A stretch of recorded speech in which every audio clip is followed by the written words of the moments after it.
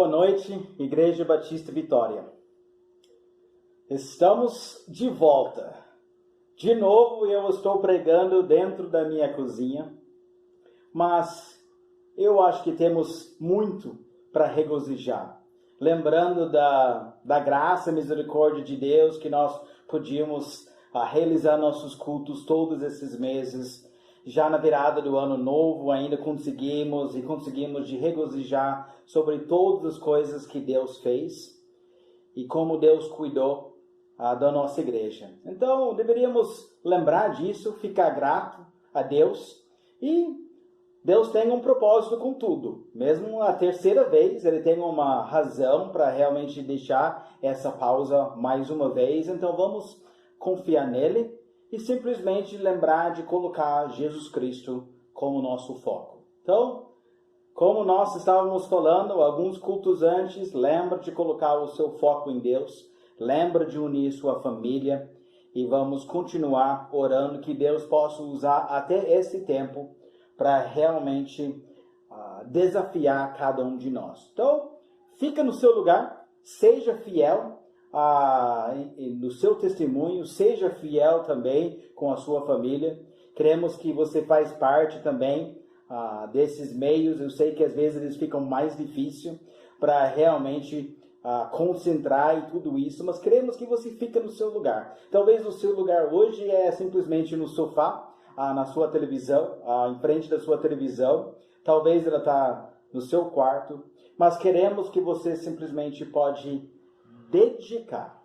Pois essa é a palavra-chave que eu gostaria de falar. Dedicar esse tempo agora a Deus. Pode que tem outras coisas que vão tentar tirar sua atenção, mas vamos tentar dar esse tempo para o nosso Deus. Então vamos orar e pedir a bênção de Deus. Deus Pai, eu peço que o Senhor possa me ajudar a concentrar. Eu peço que o Senhor também possa aquietar o meu coração e que o Senhor possa me ajudar enquanto que eu estou passando o que o Senhor já colocou no meu coração, que já me animou também com essa carta maravilhosa do apóstolo Pedro. Eu peço que pode ser usado nas nossas vidas. Então, tira as distrações que estão ao nosso lado e nos ajuda de realmente concentrar, Senhor, na Tua palavra que é preciosa. O apóstolo Pedro até menciona a importância da palavra de Deus. Eu peço que podemos aproveitar desses minutos que nós vamos gastar na Tua palavra. Pedimos a Tua ajuda. E oramos tudo isso em nome de Jesus. Amém. Imagine. Agora mesmo, imagine você recebendo uma carta de Pedro. Uma carta de Pedro. Você precisa lembrar que essas igrejas nunca receberam uma carta de Pedro antes. Agora é perto do ano 60. Então já temos 30 anos que já passaram desde que Jesus Cristo voltou para o céu. Tem muitas coisas que já aconteceram. Alguns já leram alguns evangelhos de Mateus, Marcos, Lucas e João. Então vários deles escutaram as histórias do Pedro. E com certeza tinha muito mais histórias que a gente nem conhece, que talvez alguns deles escutaram através de alguém que conhecia alguém que falou tal história. E com certeza tinha muitas histórias e ainda mais sobre Pedro. Pedro era famoso, ele era o líder dos 12, ele era entre os 3. O Tiago já morreu, já foi o primeiro mártir dos discípulos, e podemos ver simplesmente a grandeza do nome do Pedro. Com certeza foi legal de receber uma carta do Paulo, mas Pedro, ele era dos 12, ele era do famoso. Então, eu imagino muito ânimo quando as pessoas conseguiram de até ler a palavra ou a carta do Pedro. E parece que tinha várias igrejas também, ela foi escrita para os forasteiros, várias igrejas da dispersão no Ponto, Galácia, Capadócia, e Ásia e Bitínia. Podemos ver isso já no primeiro versículo da carta. E também é bem possível que as pessoas não sabiam muito sobre o Pedro. Ele meio some também até no livro de Atos para uns 15 anos ou até um pouquinho mais. E é bem provável que ele estava até sendo um missionário nas regiões mais longes. Finalmente recebendo uma carta de Pedro. E podemos ver já nessa carta, nós vamos já pular para o versículo 13. E podemos lembrar também do pastor Sidney, ele já estava falando sobre os outros versículos, até o versículo 12. Então, eu vou dar uma continuidade logo depois daquele versículo 12 e já começar com o versículo 13. E podemos ver que já no começo, o Pedro começa a falar sobre santidade. Santidade, interessante. E podemos ver que quando ele começa a falar nesses versículos, ele fala sobre a santidade que começa na mente, depois ela também faz parte do coração e depois ela afeta o seu pé. Podemos ver isso sendo ilustrado nos versículos que nós vamos ler agora. Abre a sua Bíblia para 1 Pedro, capítulo 1, e nós vamos começar com o versículo 13. 13 fala: por isso, cingindo o vosso entendimento, sede sóbrios, e esperai inteiramente na graça que vos está sendo trazida na revelação de Jesus Cristo. Como filhos da obediência, não vos amoldeis às paixões, podemos ver o coração aqui, vos amoldeis às paixões que tinhais anteriormente na vossa ignorância. Pelo contrário, segundo é santo aquele que vos chamou, tornai-vos santos também vós mesmos em todo o vosso, o quê? Procedimento, do jeito que você anda. Porque escrito está: sede santos, porque eu sou santo. Podemos ver lá em versículo 13 que ele menciona que precisamos nos cingir com o nosso próprio entendimento. Precisamos lembrar que também a santidade ela já começa na nossa mente, sendo sóbrios. Deveríamos lembrar que até que ela deveria moldar os nossos desejos, os desejos do passado devem ser do passado. Agora nós temos outras emoções, temos outras paixões, uma paixão para Ti, Senhor, uma paixão para ter santidade. E quando podemos entender, sentir, nós vamos querer obedecer. Nós vamos querer ser, como o versículo 14 fala, filhos da obediência. E que nós vamos também querer ter um desejo de ter um procedimento que agrada a Deus. Por quê? Sede santos, porque eu sou santo. Levítico, podemos ver isso algumas vezes falado em Levítico, mas uma vez ela é falada em Levítico, capítulo 11, 44. Fala, eu sou o Senhor. Temos outro, eu sou. Eu sou o Senhor vosso Deus. Portanto, vós vos consagrareis e sereis santos, porque eu sou santo. Eu sou santo. E depois ele fala que não é para se contaminar. Podemos ver o Daniel lá no Velho Testamento, que ele decidiu que ele não iria se contaminar, ele queria ter uma vida santa. Santidade faz parte da Bíblia. Podemos ver isso até lá no Jardim do Éden, quando entrou um pecado de Adão e Eva. O que aconteceu? Expulso do jardim. Só um pecado. Um pecado ao lado de santidade não pode acontecer.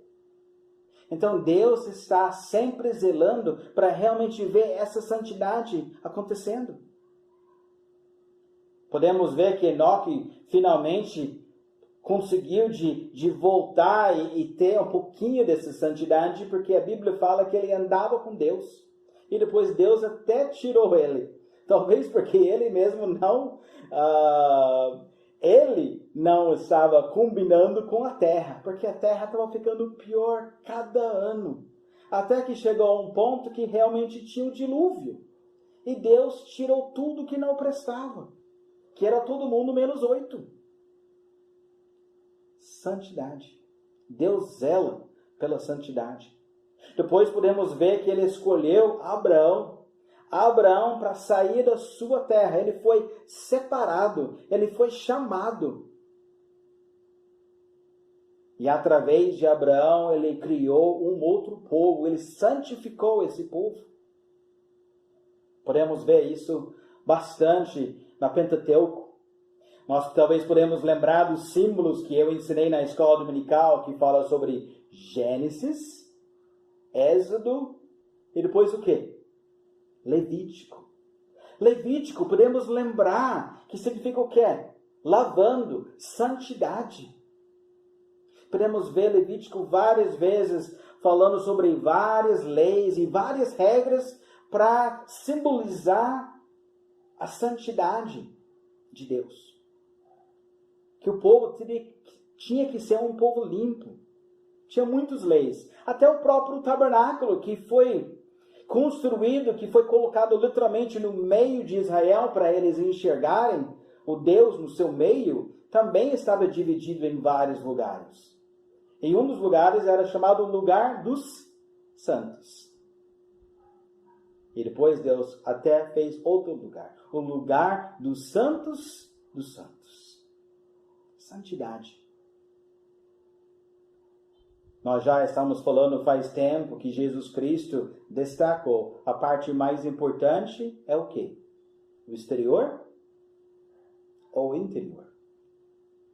Deus está querendo que podemos ser santos por dentro. E se tinha um espelho de santidade, como seria a sua reflexão? Pedro estava querendo realmente lembrar das pessoas da santidade. É importante que podemos lembrar que é mais importante para Deus que eu seja santo do que alegre. Alegria não é um direito. Alegria não é um direito. Deus está mais preocupado em deixar você santo. E a Bíblia já falou também que é impossível de ser santo sem sofrimento.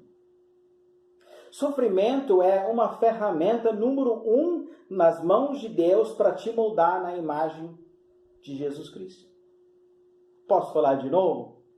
Sofrimento é a ferramenta número 1 que está nas mãos de Deus para moldar você na imagem de Jesus Cristo. É a maneira mais fácil, a maneira mais eficaz que ele pode usar para realmente começar a te transformar.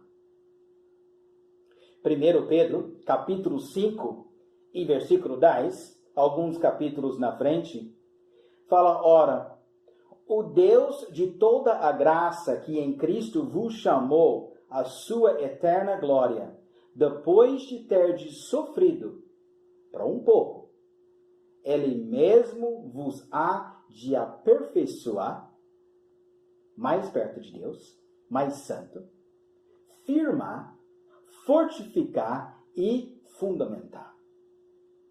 Então Deus fala em 1 Pedro capítulo 5, versículo 10, que ele literalmente usa o sofrimento para um pouco. O pouco para Deus às vezes é muito para nós. Achamos que Deus é muito tempo, é muito difícil. Mas Deus chama um tempo para um pouco. E Ele usa isso para nos aperfeiçoar. Ficar mais perto do perfeito. Ficar mais perto de Deus. Ficar mais perto da santidade de Deus. Para nos afirmar, fortificar e fundamentar. Então podemos lembrar dessa importância. Deus estava querendo mostrar isso para os discípulos direto, sobre a importância até de sofrer. Talvez a gente não analisa tanto, mas as pessoas conseguiram, talvez, de entender um pouquinho o lado do testemunho do Pedro. Em Marcos, capítulo 1, versículo 17, fala: disse-lhe Jesus, vinde após mim, e eu vos farei pescadores de homens. Uau! Parece que bonito, uma frase linda. Uma frase linda que fala: olha, Pedro, eu estou dando uma grande oportunidade. Agora você não precisa pegar peixe, pode pegar homens. Versículo 18 também é bonito, porque fala: então eles, inclusive Pedro, deixaram imediatamente as redes e o seguiram.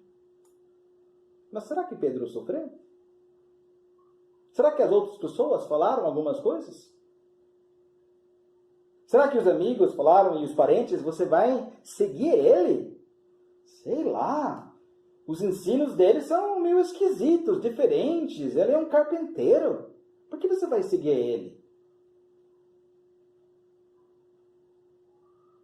Interessante. Você lembra que Jesus curou a sogra do Pedro?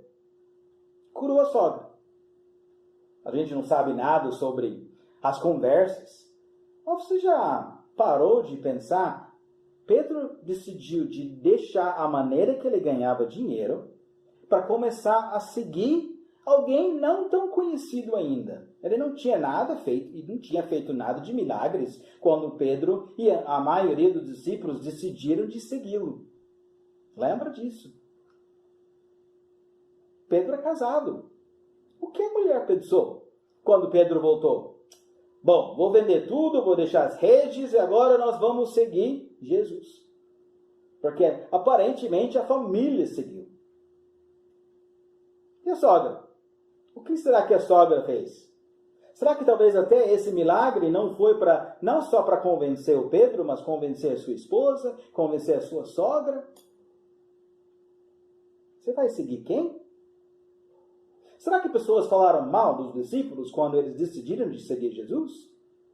Sem dúvida nenhuma, não foi algo fácil. Quando eles entregaram tudo. Eles entenderam quando eles falaram que tinha que deixar a família, deixar amigos, deixar carreiras, deixar o seu país.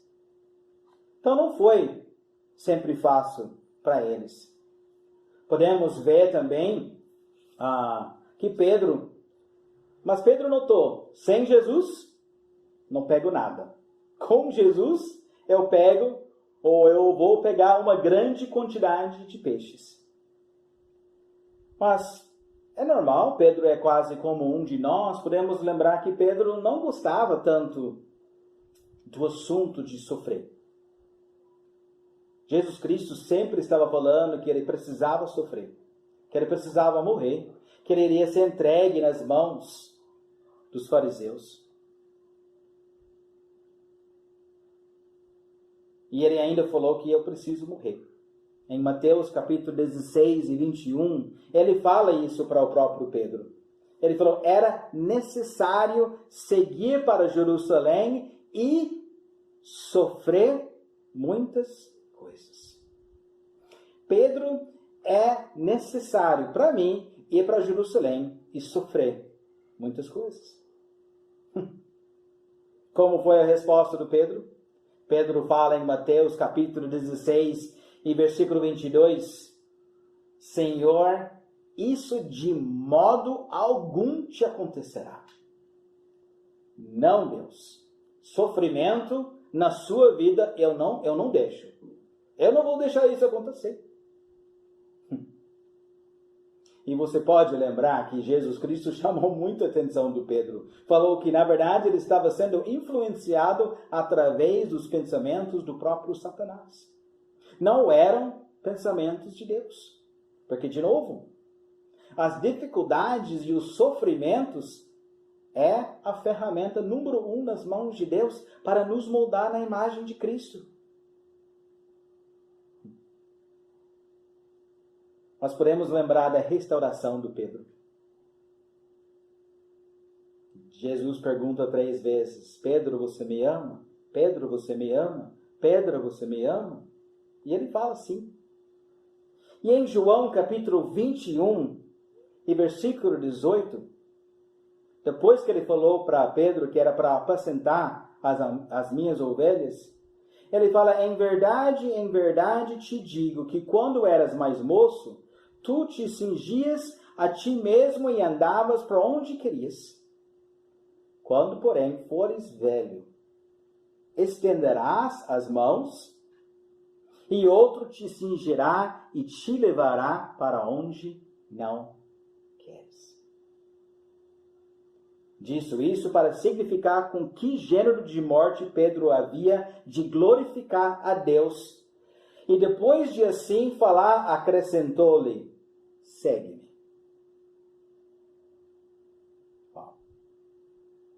Pedro, você, na verdade, vai sofrer. Segue-me. Vai me seguir? Pedro ainda lembra ele. E João?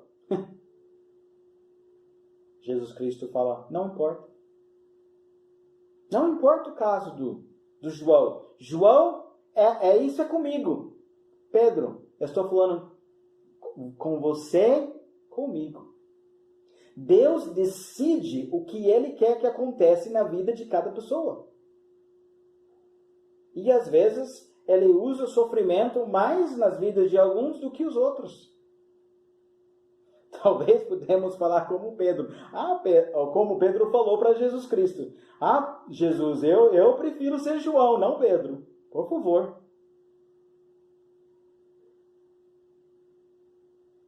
Mas será? Pedro, Jerusalém, que missionário. Que missionário. Jesus Cristo falou Jerusalém, Judeia, Samaria e até os confins da terra. Jesus falou: vai sofrer, Pedro. Vai me seguir? Uma pregação, 3.000 convertidos. Segunda pregação em Jerusalém, 2.000 ou 5.000, dependendo do jeito que você olha. Atos capítulo 8, ele está onde? Ele está pregando o evangelho em Samaria. Atos capítulo 9, ele está pregando o evangelho para Cornélio, o romano, e os gentios. Seu querido Tiago, o seu amigo, entre os 3, foi assassinado pelo Herodes. Você acha que isso foi fácil para Pedro? Logo depois disso, Herodes pega Pedro de novo e joga ele na prisão. 2, 3 vezes o Pedro foi jogado na prisão, uma vez para realmente morrer das mãos de Herodes. E Deus libertou. 15 anos ele continuou pregando o evangelho lá em Jerusalém, Judeia e Samaria. E parece que lá no final, os últimos 15 anos dele, ele foi para pregar nos confins da terra. E com certeza sofreu lá, a gente só não tem as histórias. O apóstolo Paulo não sofreu, enquanto que ele também foi para essas terras? Não foi fácil. E da mesma maneira que o apóstolo Paulo morreu como mártir das mãos de Nero, é bem provável, quase no mesmo tempo, mesmo ano, que isso aconteceu com Pedro em Roma. Morreu como mártir.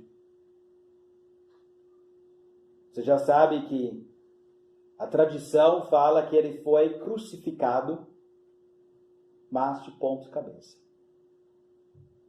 Pedro estava pronto de sofrer. Começou com a mente, ele tomou a decisão. Sim, quero ser santo. Se isso significa sofrimento, se isso significa tempos difíceis na minha vida para me moldar, tranquilo, eu aceito. Porque agora os meus desejos não são para as coisas do mundo, e sim de Deus. E eu quero ser um filho de obediência. eu quero ser santo como Deus. Eu quero ter um procedimento que agrada a Deus.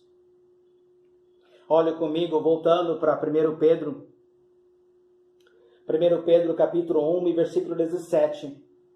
Fala, ora, se invocais como Pai aquele que sem acepção de pessoas julga segundo as obras de cada um, portai-vos com temor durante o tempo da vossa peregrinação, sabendo que não foi mediante coisas corruptíveis, como prata ou ouro, que fostes resgatados do vosso fútil procedimento que vossos pais vos legaram,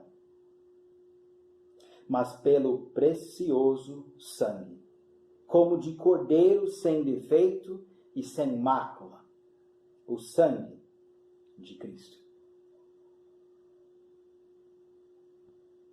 Pedro está querendo realmente ajudar eles de lembrar que Deus vai julgar cada um. Deus vai julgar sem exceção de pessoas. Julga segundo as obras de cada um. Deus vai olhar nas obras de cada um.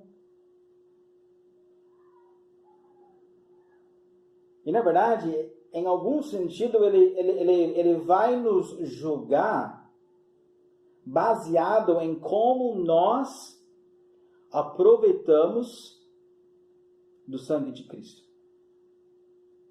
Através do sangue de Cristo podemos virar santos. Em primeiro lugar, em salvação. Isso é simplesmente uma decisão que eu decido, que eu entendo Deus é santo, Ele pode me salvar. E eu falo, esses desejos carnais que era do passado não quero mais. E agora eu estou decidindo que o meu procedimento daqui diante vai ser algo para agradar a Deus. Isso é salvação. Quando nós tomamos uma decisão sincera assim, Deus promete que Ele vai nos salvar. Mas também essa mesma aplicação é no nosso dia a dia, no nosso procedimento.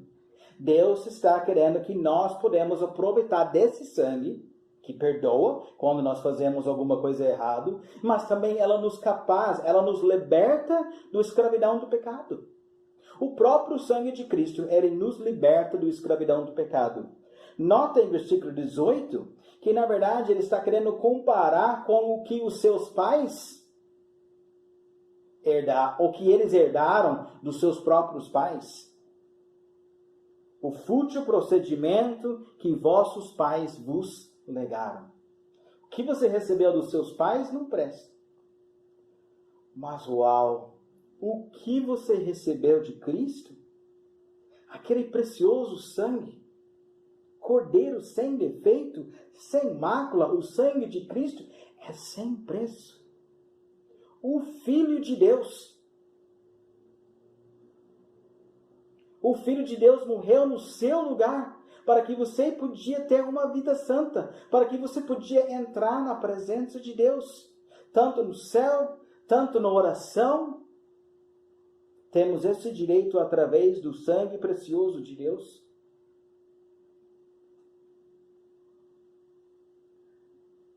Eu acho que é interessante, em versículo 20, fala que conhecido, isso já foi conhecido, com efeito antes da fundação do mundo, porém manifestado no fim dos tempos por amor de vós. Deus sabia antes da fundação do mundo que o próprio Jesus Cristo, que era o Cordeiro, que ele precisava derramar o seu sangue precioso. Eu estava precisando contar a história do jardim de Getsemane para os meus filhos e eu não consigo contar a oração de Jesus Cristo sem chorar. Quando você pensa que ele estava literalmente derramando as suas emoções, a dor, e ele falava, Deus, por favor, Abba, Pai, eu não quero tomar esse cálice da sua ira. Eu não quero passar essa cálice, eu não quero passar pela cruz. Mas se for a tua vontade, Senhor, eu estou pronto de tomar. E Deus, pelo amor para você, e para mim, e para o mundo, olhou nos olhos de Jesus Cristo E Jesus Cristo sabia que iria acontecer. E ele fala: Jesus, eu quero que você tome esse cálice. Eu quero que você bebe da cálice da minha ira. É uma decisão difícil, é um custo alto, mas é algo que precisa ser feito para realmente garantir santidade para o Benjamim.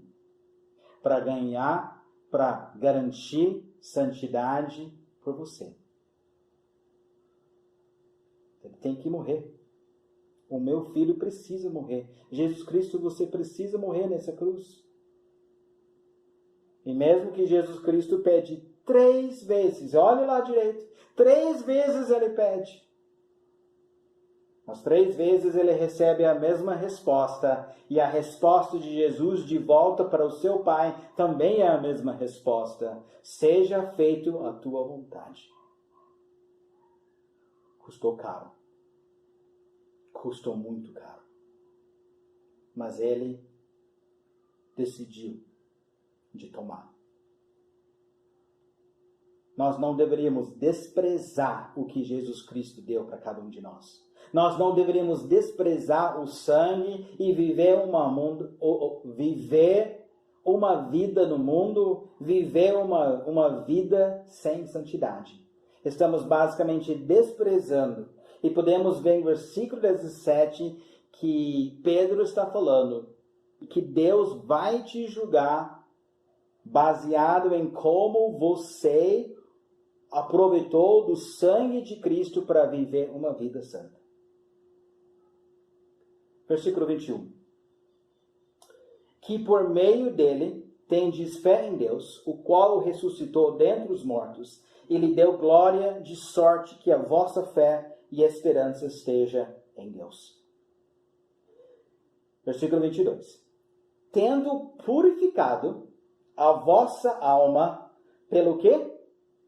Pela vossa obediência à verdade, pela sua obediência às Escrituras, à palavra de Deus, pela vossa obediência à verdade, tendo em vista o amor fraternal não fingido, amai-vos de coração uns aos outros ardentemente.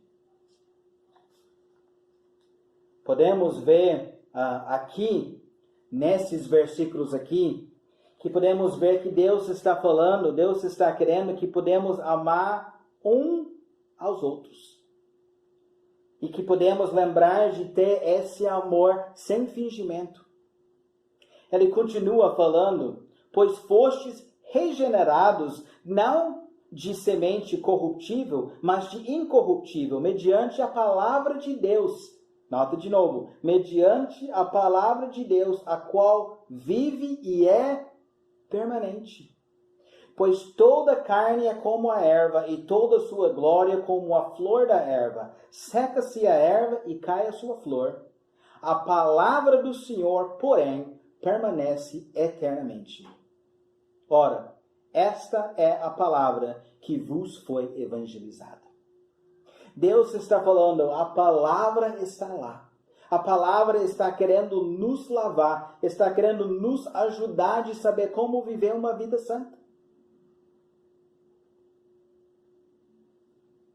E voltando para terminar com o versículo 22, fala, tendo purificado a vossa alma pela vossa obediência à verdade, tendo em vista o amor fraternal não fingido, amai-vos de coração uns aos outros ardentemente. Podíamos analisar esse versículo com uma maneira maravilhosa e falar sobre as palavras não fingindo, ardentemente, de coração. Mas eu reparei agora essa semana com uma história. O pastor Sidney já mencionou o nome dele é o George Mueller. E ele, na verdade, ele é mais conhecido como um homem de fé, um homem de oração. Ele literalmente não falava para ninguém as necessidades dele, ele simplesmente orava a seu Deus para ele providenciar. E ele é muito conhecido nisso. A história talvez mais conhecida dele é que ele decidiu de pegar muitos órfãos. Na verdade, ele tinha 2.000 órfãos que ele estava cuidando, sozinho. Eu lembro a história, falava que eles ficaram numa fila e ainda cumprimentava ele enquanto que era para café de manhã. Imagine vendo 2.000 crianças passando na sua frente e sabendo que você era responsável por essas crianças. E a história continua. Naquele dia que eles estavam passando na frente do George Mueller, ele está lá de sorriso, aceitando eles para ir lá e sentar na mesa, e todos eles com aquela expectativa de sempre, de simplesmente receber seu leite, receber as coisas. Só que não tinha leite. Acabou. As crianças não sabiam disso, mas o George Mueller sabia. Na verdade, ele sabia e ele acordou 2 horas antes para correr atrás do leite? Não, para orar. Fala que ele orou por 2 horas naquele dia, que Deus podia providenciar o leite para esses órfãos. Ele colocava a vida deles nas mãos de Deus. Ele falou, Deus, é o Senhor que precisa cuidar. A Bíblia fala isso, que você é o Pai das crianças que não têm pai. Deus, eles precisam de leite. Chegou a hora, todas as crianças sentaram, o copo estava vazio e ele pediu para orar. E ele começou a orar agradecendo a Deus pela providência, para a comida e ainda falou do leite. Mal tinha falado do leite e aí tem aquele batido na porta. O que aconteceu? Uma carroça que estava cheia de leite, que estava passando naquela vez, e quando estava mais basicamente perto daquele orfanato, entrou num buraco e simplesmente podíamos ver a roda da carroça quebrou e não tinha jeito de simplesmente consertar a roda tão fácil. E o cara sabia, se alguém não bebe esse leite logo, vai estragar. Não tinha uma maneira de deixar gelado. Então ele falou, pode tomar, de graça, é seu. E simplesmente George Mueller agradeceu a Deus pela sua providência. Eu fiquei com boca aberta quando eu vi simplesmente alguns números que foram mencionados dele. Ele era o líder de um instituto bíblico. 63 anos ele serviu nesse instituto bíblico. Ele imprimiu 2 milhões de Bíblias, 111 milhões de folhetos de evangelismo. Ele tinha 120.000 alunos durante todo esse tempo, 115 missionários. E ele também tinha 10.000 órfãos. Foi calculado que ele precisava basicamente 5 milhões de dólares durante todo esse tempo. Você tem que lembrar que isso foi uns 150 anos atrás. Então era outro valor. Era um valor super alto. Com 70 anos, ele decidiu que ele iria viajar para simplesmente falar discursos e fazer palestras.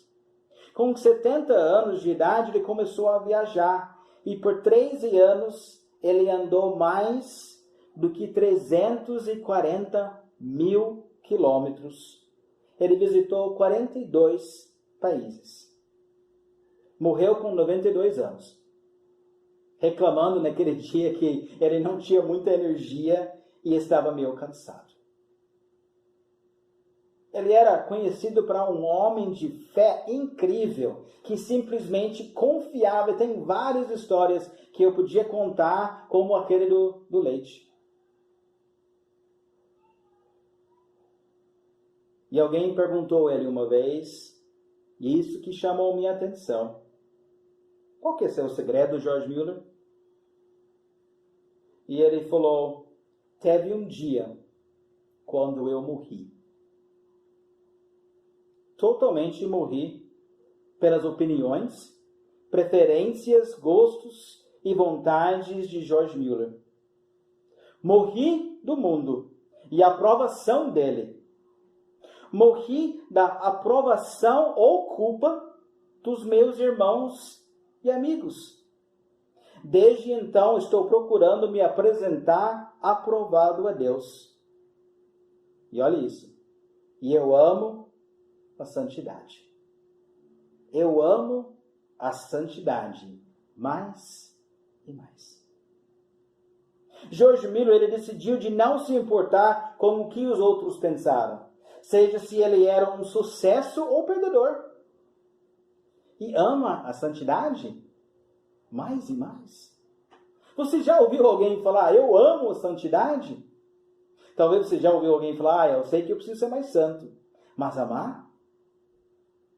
Deveríamos ter aquele desejo de simplesmente falar, eu quero amar a santidade. Eu quero amar Deus de tal maneira que eu quero ser igual a Ele. Eu quero ser santo. Então precisamos reconhecer que Deus é santo, nossa mente.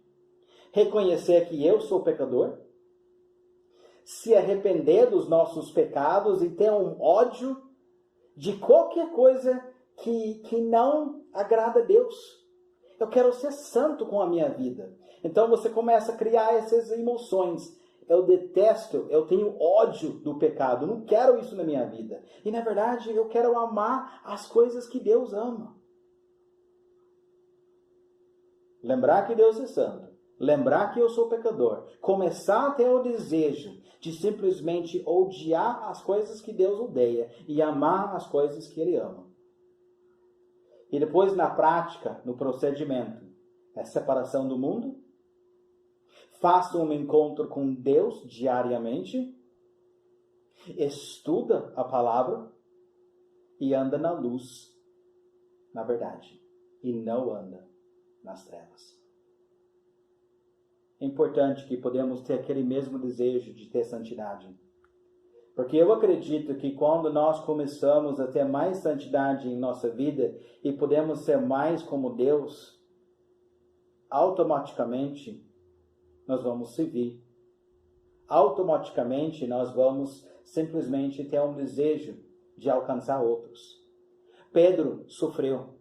Pedro viu a importância da santidade. E ele acabou sendo usado de uma maneira maravilhosa nas mãos de Deus. E ele estava querendo compartilhar isso para as pessoas. Não fique reclamando. Aceita que isso é a ferramenta número 1 nas mãos de Deus para te moldar na imagem de Cristo. Quer ser santo? Temos que estar pronto também de passar pelas dificuldades. E Deus fala, segue-me. Vai seguir? Vai seguir o caminho que Deus preparou para você? Tomara que sim. Porque só assim que realmente podemos estar dentro do caminho da alegria. Vamos terminar com a palavra de oração. Senhor Deus, obrigado pela tua palavra. Santidade, Senhor, não é sempre fácil. Temos muitas influências ao nosso redor, com a mídia, com parentes, com amigos e várias coisas. Mas é algo que o Senhor pede. E eu acredito que precisamos ter mais servos prontos de servir. Prontos de tomar aquela decisão. E eu quero ser mais santo. Eu quero ser usado nas mãos de Deus. Eu quero ser moldado na imagem de Jesus Cristo. Eu não quero desprezar esse sangue precioso, sem preço. E oramos tudo isso em nome de Jesus. Amém. Muito bom, obrigado pela sua atenção. Estou olhando nos minutos dos meus vídeos, já estou vendo que a pregação já foi um pouquinho comprida. Mas tomara que foi usado nos seus corações e nas suas vidas para realmente te desafiar. E falando, Senhor, tira as coisas que não prestam. Coloca as coisas que prestam. Eu quero ser realmente um servo santo nas suas mãos. Amém. Tenha uma boa noite. Igreja Batista Vitória.